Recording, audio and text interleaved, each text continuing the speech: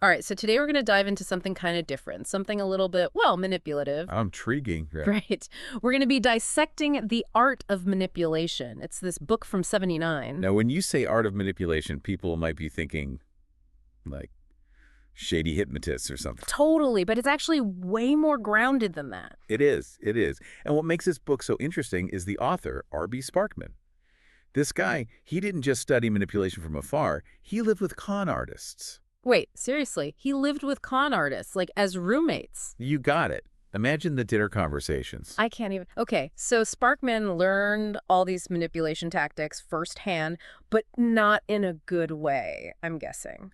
Yeah, you could say that. He was more the guinea pig than the mastermind, at least at first. That just makes the book even more fascinating. So what did he learn? What's the takeaway for us? Well, he realized that these master manipulators, they're incredibly observant of human nature, meaning they understand our tendencies, our instincts, those little things we all do predictably without even realizing it.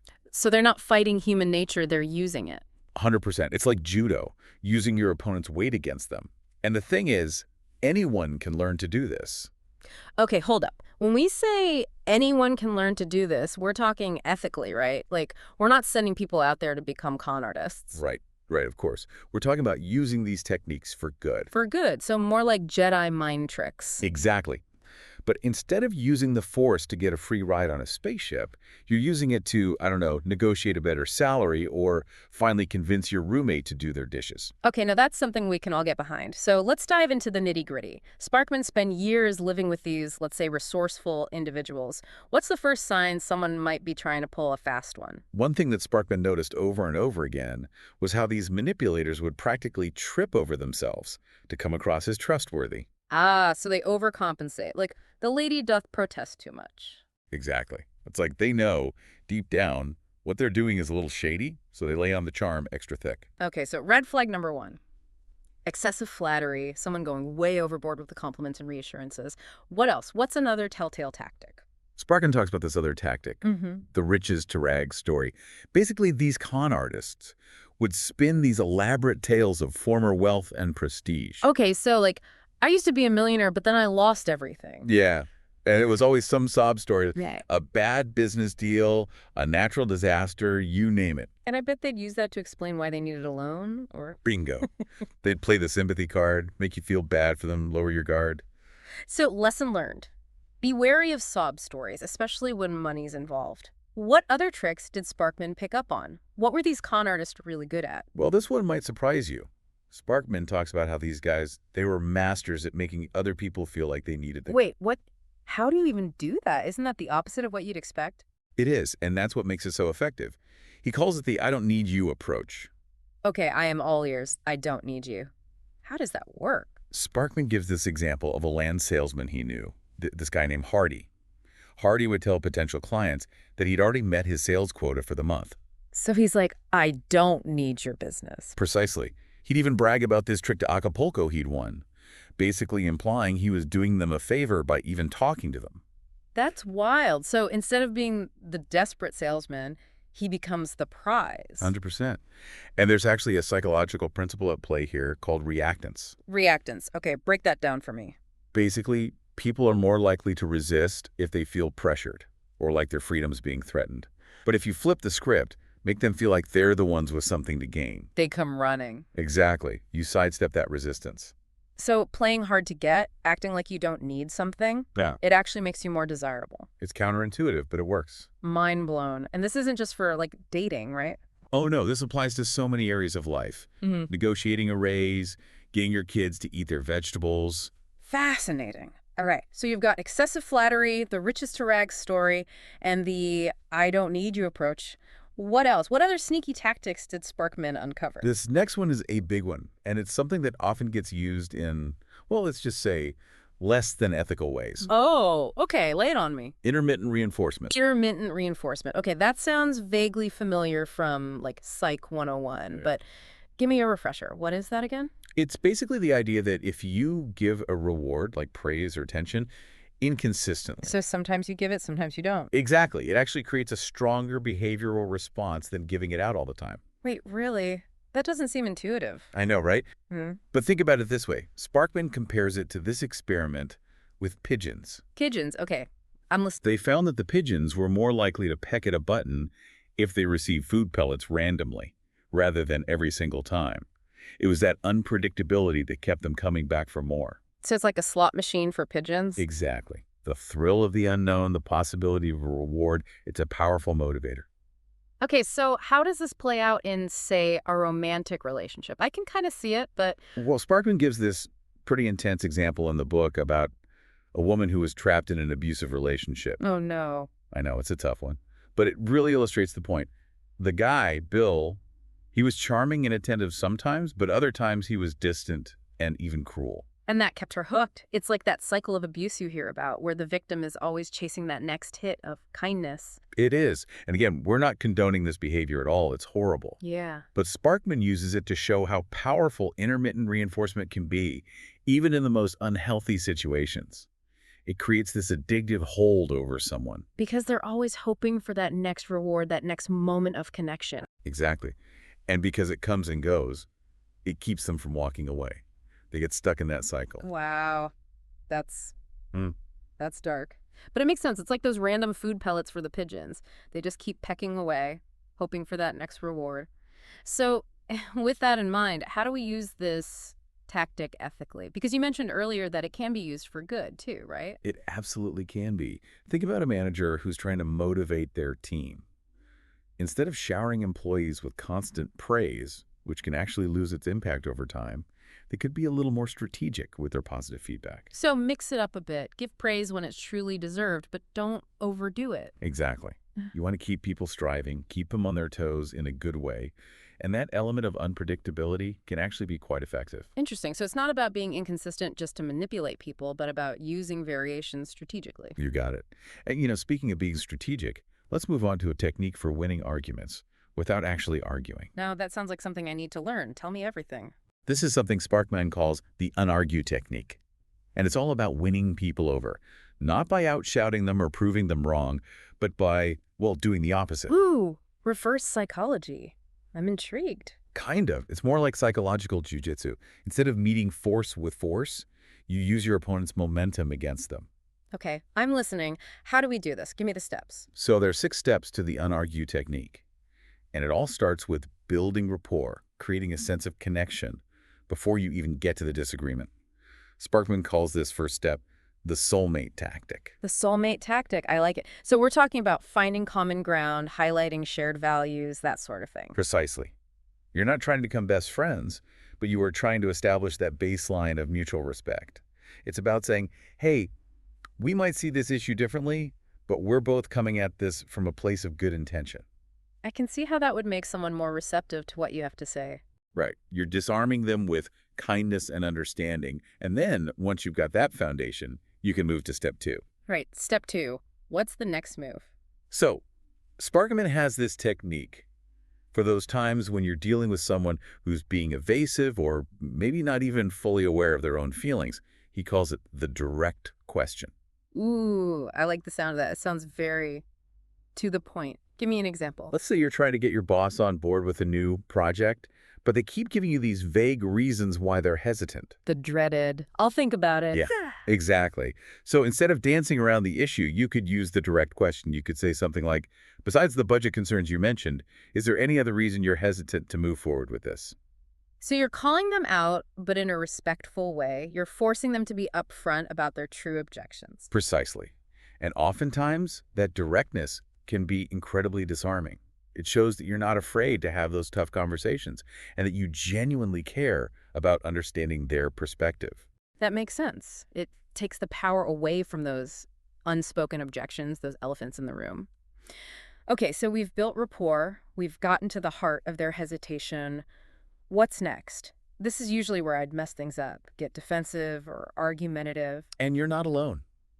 It's human nature to want to defend our ideas, our perspectives. But Sparkman says that the key here at this crucial juncture is to resist that urge. Instead of getting defensive, you move to step 3, which is all about acknowledging and validating the other person's feelings, Even if you don't agree with them. especially if you don't agree with them. It's about meeting them where they are, showing them that you're really listening. You might say something like, I understand why you feel that way, or it makes sense that you'd be concerned about that. So you're not necessarily agreeing with them, but you're acknowledging that their feelings are valid. Exactly. You're validating their experience, which can be incredibly disarming. It takes the wind out of their sails. And it sets the stage for a more collaborative, productive conversation. It's about shifting that dynamic from adversarial to, like you said, collaborative. Exactly. It's no longer me versus you. It's us versus the problem. I love that. Okay, so we're building rapport, we're asking the direct question, we're validating their feelings, even if we don't agree with them. This is great. So, what are the remaining steps in the unargue technique? How do we seal the deal, so to speak? Well, the next few steps, they build on that foundation you've created, that sense of, hey, we're in this together. Okay, so less about me versus you, more about us versus the problem. Exactly.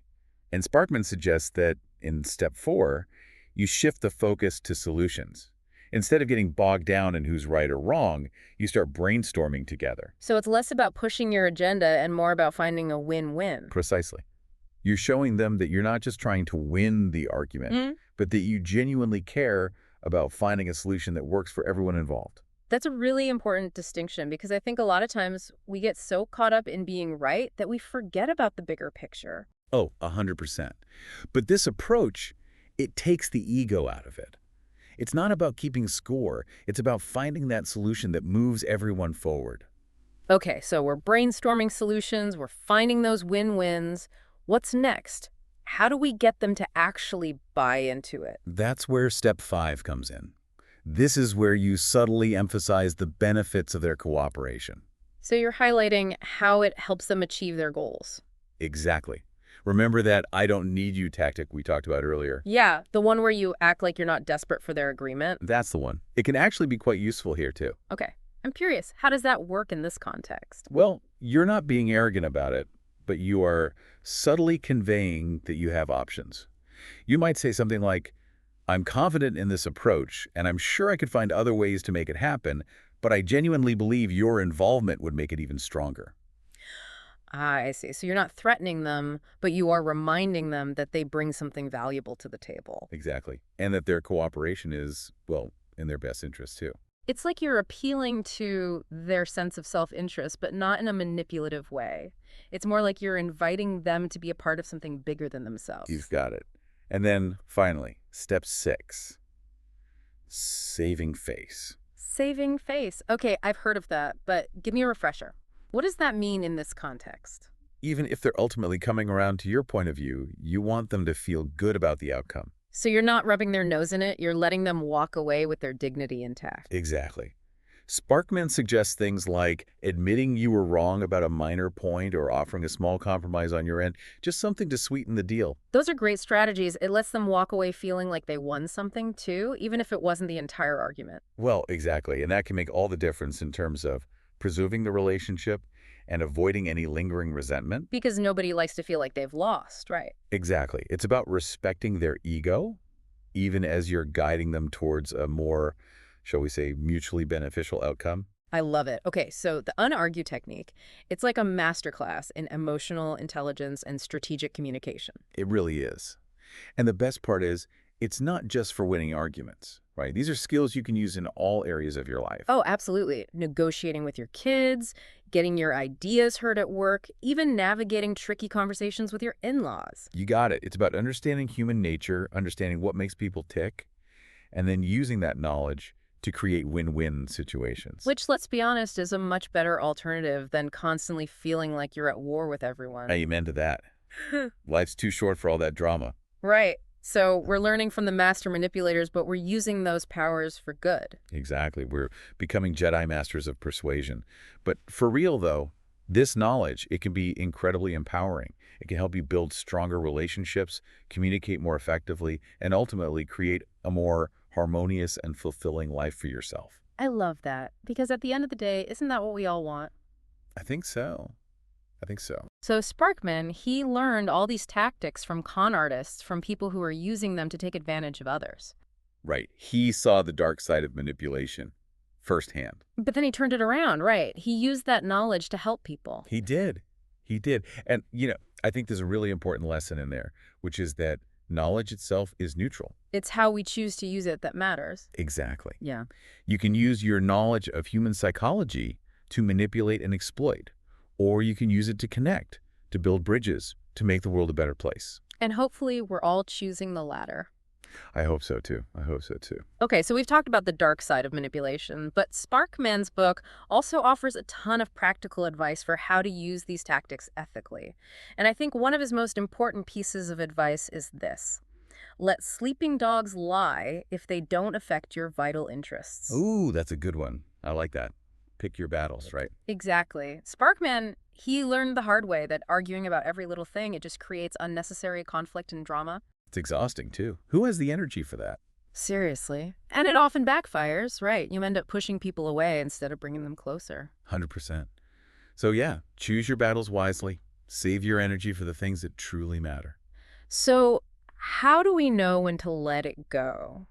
Because I'll be honest, I'm someone who sometimes has trouble letting things go. Like, even if I know I should just drop it, I still want to argue my point. Oh, I hear you. I can relate to that. It's easy to get caught up in the heat of the moment, especially if you're someone who's passionate about your beliefs. But I think a good rule of thumb is to ask yourself, is this about something that truly matters to me? Or am I just reacting to something that's triggering me? That's such a good question, because a lot of times it's not even about the issue at hand, it's about something deeper. Exactly. It might be that you're feeling unheard or disrespected, or maybe you're just having a bad day. And in those moments, sometimes the healthiest thing you can do is just walk away. Walk away, come back when you're feeling calmer, and then maybe you can address the issue from a more grounded place. Precisely. And, sometimes agreeing to disagree, that's okay too. It is. It's about picking your battles, conserving your energy for the things that really matter, and remembering that you don't have to prove yourself right all the time. Well said, well said. Okay, so we're picking our battles, we're being mindful of our energy, and we're focusing on building genuine connections. What else? What other gems of wisdom did Sparkman glean from his time with the master manipulators? Well, he talks a lot about the importance of advocating for yourself, but doing it in a way that doesn't alienate people. Because nobody likes a bull in a china shop. Exactly. And for that, he has this technique he calls, we touched on this briefly, the unargue technique. Oh, right. The whole winning without arguing thing. That's the one. And he emphasizes that this technique, it works best with people who already like and respect you. Right, because it's always going to be easier to influence someone who's already on your side, right? Exactly. So how do you do that? How do you get people on your side? Yeah, how do we lay that groundwork? Sparkman suggests a pretty simple but powerful two-step process. Sell yourself, then sell your ideas. Okay, I'm intrigued. Break that down for me. What does it mean to sell yourself? Not like, on the street corner or anything, but No, not like that. But in a sense, yeah. It's about presenting yourself in the best possible light, highlighting your strengths, your accomplishments, the things that make you, you. so like a resume, but for your personality. Kind of, Yeah. but it's more than just listing your qualifications. It's about building rapport, establishing trust, letting people know that you have their best interests at heart. So it's about showing them that you value the relationship, that you're not just trying to get something from them. Exactly. And it doesn't have to be complicated. Sparkman even suggests something as simple as asking for their advice on something and then letting them know how it worked out. Ooh, I like that. It makes them feel valued, like their input matters. Precisely. And then once you've built that connection, it becomes so much easier to get them on board with your ideas because they already trust you. They already respect you. That makes so much sense. Like you're creating fertile ground for those ideas to take root. Exactly. You're not just throwing seeds on barren soil and hoping for the best. This is great. Okay, so we've talked about spotting manipulators, avoiding pointless arguments, persuading people ethically. What else? What's the final piece of the puzzle? Well, Sparkman, he offers this final piece of wisdom, and I think it's especially relevant in today's world, where it's so easy to get sucked into arguments and debates online. Oh yeah, tell me about it. Social media is a minefield. Right. But Sparkman reminds us that not everyone is worth arguing with. And sometimes the most powerful thing you can do is just walk away. Ooh, that's a good one. When he says walk away, what does he mean by that? Like literally walk away from a conversation? It could be literal, like if you're having a heated argument with someone and you can feel yourself getting triggered. Sometimes the best thing you can do is just say, hey, I need a break from this conversation. Let's revisit it later. Okay, so taking a step back, giving yourself some space to cool down before things escalate. Exactly. But it can also be more figurative. It might mean disengaging from certain online debates, unfollowing people on social media who constantly stress you out. Oh, that's a good one. It's about choosing your battles, knowing when to engage and when to just let it go. Precisely. In Sparkman, he has this great line in the book. He says, know whose mind you can change and when it's better to shut up. Ooh, I like that. Know whose mind you can change and when it's better to shut up. Because sometimes silence is golden. It really is. It's about conserving your energy, focusing your efforts on the people who are most receptive to your message, and accepting that you're not going to change the world by arguing with every internet troll who crosses your path. So true. So we're picking our battles, we're knowing our audience, and we're focusing our efforts where they'll have the most impact. You got it. Wow, this has been such a fascinating conversation. We've covered so much ground today, from the shadiest manipulation tactics to the most ethical ways to use this knowledge for good. It's been a wild ride through the world of manipulation. It really has. So, as we wrap up, what's the one thing you hope our listeners take away from all of this? What's the most important thing to remember? You know, it's interesting because on the surface, this book is about manipulation, right? But when you really dig into it, It's almost like an anti-manipulation guide in a way. it is. Because Sparkman, he saw firsthand how those manipulative tactics, while they might work in the short term, they ultimately lead to pretty empty victories. It's like you can win the battle but lose the war. Exactly. Well, You might get what you want in the moment, but at what cost? Damaged relationships, a lack of trust. people seeing right through you. Exactly. And I think deep down, we all crave those genuine connections, those relationships that are built on something real. Absolutely. So, if those manipulative tactics aren't the answer, what is? What did Sparkman see as the key to real lasting success? Well, he realized that the most successful people, the ones who build enduring legacies, they weren't out there trying to play people against each other. They weren't using people as pawns in their game. Exactly. They were lifting others up, creating win-win situations, because they understood that real success is a team sport. It's about collaboration, not competition. 100%. And Sparkman was careful to point out that this doesn't mean you become a pushover, that you never advocate for your own needs. Right, you don't have to become a doormat just to be collaborative. Exactly. It's about finding that sweet spot between being assertive and being respectful, between standing up for yourself and being mindful of the needs of others. That's a great way to put it. So let's bring it home for our listeners. They've gotten all these incredible insights from Sparkman, but it can be a lot to process. It can be overwhelming for sure. It can. So what's one concrete action they can take, like today, to start putting all this into practice? That's a great question. I'd say think about a relationship, either personal or professional, where you've been struggling. Maybe you're not getting your needs met, or there's a pattern of conflict. Okay, so we're getting really honest with ourselves, identifying those areas where we could use some improvement. Right. And then once you've got that relationship in mind, I want you to look at it through the lens of what we've talked about today. So we're putting on our Sparkman-inspired X-ray vision. Exactly. Yeah. Can you identify any patterns that might be contributing to the problem? Are you inadvertently using manipulative tactics? Are you on the receiving end of someone else's manipulations?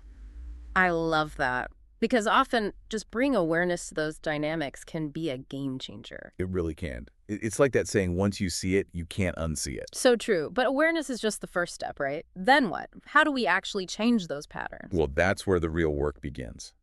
But the good news is we've got a whole toolkit of techniques to try. We do. We've got the unargue technique, the I don't need you approach. We've got our pigeon-inspired understanding of intermittent reinforcement. Right. So many good ones. So I'd say pick one that resonates with you and start experimenting. Try it out in that relationship we talked about, that one where you've been struggling, and see what happens. So we're taking those baby steps, seeing what works, adjusting as we go. Exactly. Because it's a journey, right? Building healthy, fulfilling relationships, it's not a destination, it's an ongoing process. It's a lifelong practice of learning and growing. Beautifully said. Well, on that note, I think it's time for us to wrap up this deep dive into the art of manipulation. It's been a wild ride. It really has.